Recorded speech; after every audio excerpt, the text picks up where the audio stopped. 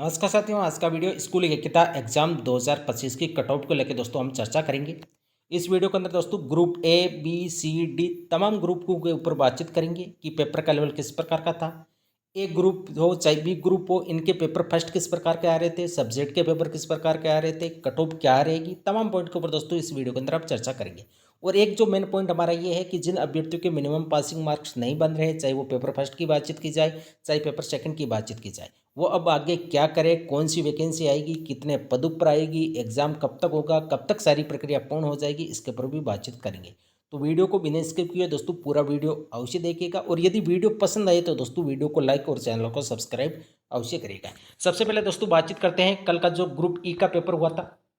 इसके अंदर paper first की बातचीत करेंगे। सबसे पहले कि पेपर फर्स्ट का लेवल किस प्रकार का था, तो हार्ड ही आ रहा है दोस्तों, आप सभी को अच्छी तरह से पता होगा। चाहे ग्रुप ए से लेके ई तक बातचीत की जाए तो पेपर फर्स्ट का लेवल हार्ड था।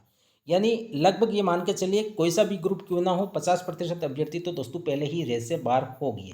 जिन्होंने अच्छी तरह से मेहनत नहीं की उनमें से ये आप मान के चलिए 50% अभ्यर्थी तो दोस्तों डायरेक्ट फेल हो रहे हैं। और इसके अंदर यदि ग्रुप ई की मैं बातचीत करूं तो मेरा ये मानना है कि 30% अभ्यर्थी ही दोस्तों मिनिमम पासिंग मार्क्स उनके नंबर आएंगे। इसका सबसे बड़ा कारण ये रहा था कि अब की बार जो ग्रुप ई का पेपर था पेपर फर्स्ट और पेपर सेकंड की दोस्तों पूछिए मत, हालत ही खराब कर दी आरपीएससी ने, आप सभी को अच्छी तरह से पता होगा। पिछली बार भी दोस्तों पेपर सेकंड आपका पॉलिटिकल साइंस का हार्ड आया था, अब की बार भी उससे ज़्यादा।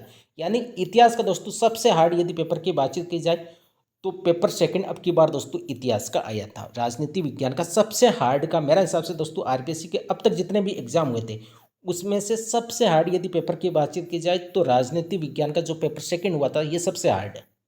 क्योंकि कोई सा भी क्वेश्चन दोस्तों सीधा नहीं पूछा गया था, सारे के सारे क्वेश्चन दोस्तों कंसेप्ट वाइज जिन्होंने पूरी पुस्तक को दोस्तों दिमाग के अंदर छाप रखा था वो ही अभ्यर्थी दोस्तों मिनिमम पासिंग मार्क्स उनके आएंगे। अब बातचीत की जाए कि पेपर फर्स्ट का, तो पेपर फर्स्ट के अंदर अधिकतर विद्यार्थी फेल क्यों हो रहे हैं, इसका सबसे बड़ा कारण दोस्तों मेरे सामने यही है कि कई सारे अभ्यर्थी ऐसे हैं जो किसी ना किसी एक विषय को स्किप करके चलते हैं कि हम इंग्लिश नहीं पढ़ेंगे या हम हिंदी नहीं पढ़ेंगे। हिंदी तो हालांकि लगभग सभी पढ़ते हैं, लेकिन इंग्लिश हो गया, मैथ हो गया, उनमें से किसी ना किसी एक विषय को स्किप करके चलते हैं और वही विषय दोस्तों उनके सिलेक्शन में सबसे बड़ी बाधा बनती है। क्योंकि एक विषय को यदि आप स्किप करोगे तो दोस्तों कम से कम आपको 10 आपके क्वेश्चन कम हो गए, तो ये मान के चलिए कि 75 में से आपका पेपर तो फिर 65 का ही रहा। अब 65 में से आप कितने क्वेश्चन सही करोगे और ऊपर से पेपर का लेवल दोस्तों इस प्रकार का, तो मेरे हिसाब से इसके अंदर वही अभ्यर्थी पास होंगे जिन्होंने हिंदी अच्छी की, इंग्लिश अच्छी की, मैथ अच्छी की और साइंस अच्छी की। और इतिहास में तो दोस्तों वही है जो आपको आ रहा है वही अटेंड किया होगा और हालत ही खराब है इतिहास के क्वेश्चनों की। भूगोल अच्छा आ रहा है, यदि भूगोल की बातचीत की जाए आज की पेपर के अंदर तो मेरे हिसाब से कोई अभ्यर्थी ऐसा नहीं होगा जिनके जो 5 क्वेश्चन पूछे गए लगभग उनमें से 3-4 से कम सही होंगे जिन्होंने तैयारी अच्छी की। अब जिन्होंने तैयारी भी नहीं की तो दोस्तों उनसे तो उपेक्षा क्या की जाए।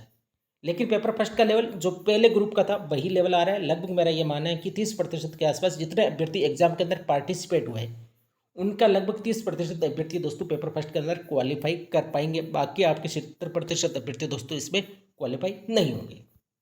पेपर सेकंड की बातचीत की जाए तो दोस्तों मेरे हिसाब से कोई अभ्यर्थी ऐसा नहीं होगा। अभी फिलहाल ऑफिशियल आंसर की जारी नहीं हुई है, लेकिन मुझे ये अवश्य दोस्तों ये मान के चलिए आप सभी को अच्छी तरह से पता होगा कि कोई अभ्यर्थी ऐसा नहीं होगा जो इसमें ये कह दे कि मेरे 150 क्वेश्चन में से मेरे 75 क्वेश्चन भी राइट हो रहे हैं। पेपर की हालत खराब है दोस्तों।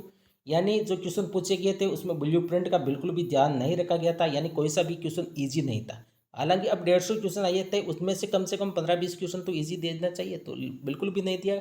जिन अभ्यर्थियों की मनोविज्ञान ठीक ठाक थी उन्होंने कुछ क्वेश्चन अटेम्प्ट किए थे, आईसीटी अच्छी थी तो उन्होंने कुछ क्वेश्चन सही किए होंगे। बाकी जो सब्जेक्ट का पेपर था दोस्तों उसमें तो पूछना ही क्या। मेरे हिसाब से कोई अभ्यर्थी ऐसा नहीं होगा जिनके 50% नंबर इसके अंदर आ रहे होंगे। अब कट ऑफ क्या रहेगी, तो पेपर फर्स्ट के अंदर तो 30% अभ्यर्थी पास हो जाएंगे, लेकिन पेपर सेकंड के अंदर वो जो अभ्यर्थी 30% पास हो रहे हैं वो क्या सेकंड पेपर के अंदर मिनिमम पासिंग मार्क्स नंबर आ जाएंगे दोस्तों, ऐसा मुझे बिल्कुल भी नहीं लग रहा है। तो वही पुरानी प्रथा है कि इसके अंदर भी सीटें दोस्तों रिक्त रहने की पूरी संभावना है, यानी बैकलॉग के अंदर दोस्तों सीटें जा सकती है। बहुत कम संभावना है कि जितनी पोस्ट है दोस्तों उतनी पोस्टें पॉलिटिकल साइंस के अंदर अब की बार भरी जाए। पेपर का लेवल पोस्टें कम है हालांकि, लेकिन दोस्तों पेपर का लेवल उसी प्रकार का आया गया था जिस हिसाब से दोस्तों पोस्टें दी गई है।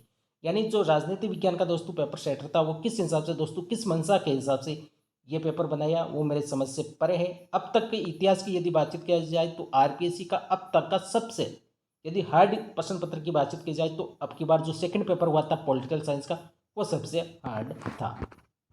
तो cut off minimum passing marks दोस्तों कट ऑफ रहेगी। हालांकि अभी तक तो अभ्यर्थी को यह नहीं पता है कि पेपर सेकंड के अंदर आंसर क्या आ रहे हैं, क्योंकि अलग अलग कोचिंग संस्थान की आंसर की आएगी। लेकिन आप ये मान के चलिए जिस भी कोचिंग संस्थान की दोस्तों जो आंसर की आएगी उनमें से कम 5 से 10 नंबर का आपको वेरिएशन देखने को मिलेगा ऑफिशियल आंसर की के अंदर। पिछली बार भी रहा था पॉलिटिकल साइंस के अंदर और अब की बार भी दोस्तों रहेगा। तो कट ऑफ तो वही मिनिमम पासिंग मार्क्स जिनके पेपर फर्स्ट और पेपर सेकंड दोनों क्वालिफाई कर रहा है वो निश्चित रहिए दोस्तों, उनका सिलेक्शन मेरे हिसाब से दोस्तों 90.99% हो जाएगा। अब इतिहास की कट ऑफ की बातचीत की जाए तो पेपर फर्स्ट जीके का कठिन आ रहा था। जीके पेपर के अंदर 50 से 60% अभ्यर्थी भी दोस्तों इसके अंदर पास नहीं होंगे। यानी यदि एवरेज बातचीत की जाए चाहे कोई सा भी ग्रुप क्यों ना हो, पेपर फर्स्ट के अंदर 30% के आसपास दोस्तों अभ्यर्थी पास होंगे। और इन 30% अभ्यर्थी जो पास होंगे उनमें से कितने प्रतिशत अभ्यर्थी पेपर सेकंड को क्वालिफाई करते हैं वो भी सबसे बड़ी बात है।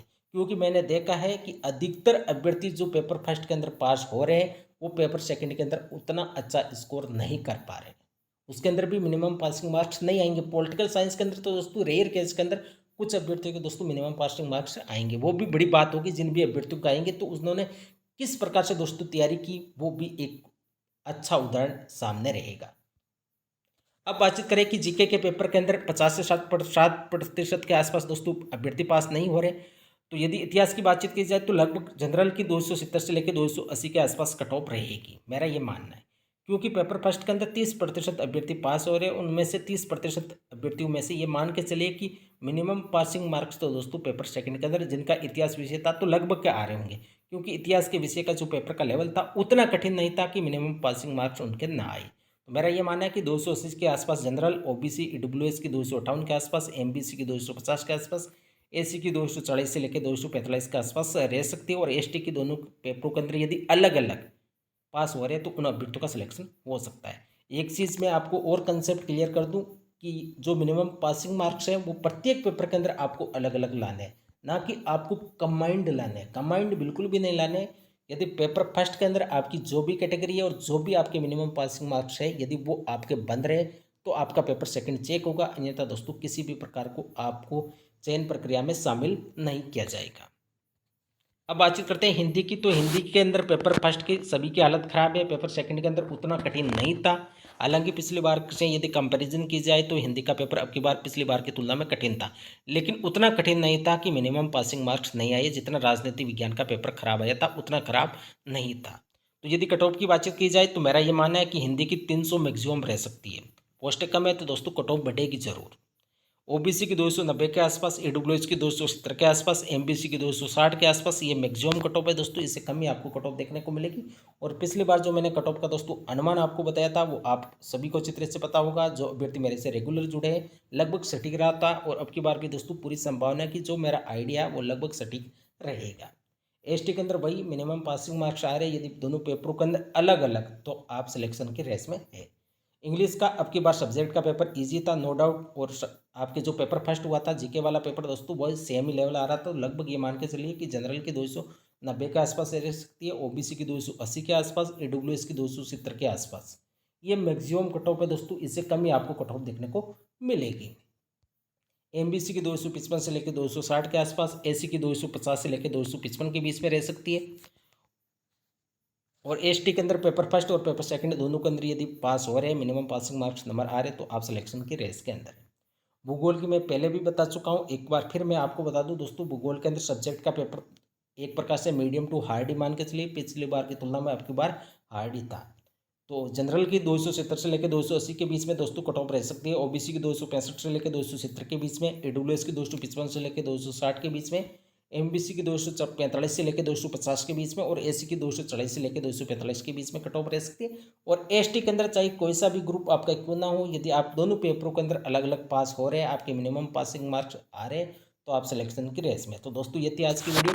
यदि वीडियो पसंद आई तो दोस्तों वीडियो को लाइक अवश्य करिएगा, और यदि चैनल पर पहली बार आए तो दोस्तों चैनल को अवश्य सब्सक्राइब करिएगा। और दोस्तों कमेंट बॉक्स के अंदर आपका कौन सा ग्रुप था, आपका कौन सा सब्जेक्ट था, अवश्य बताइए और अपने नंबर शेयर अवश्य करिएगा। थैंक यू, धन्यवाद।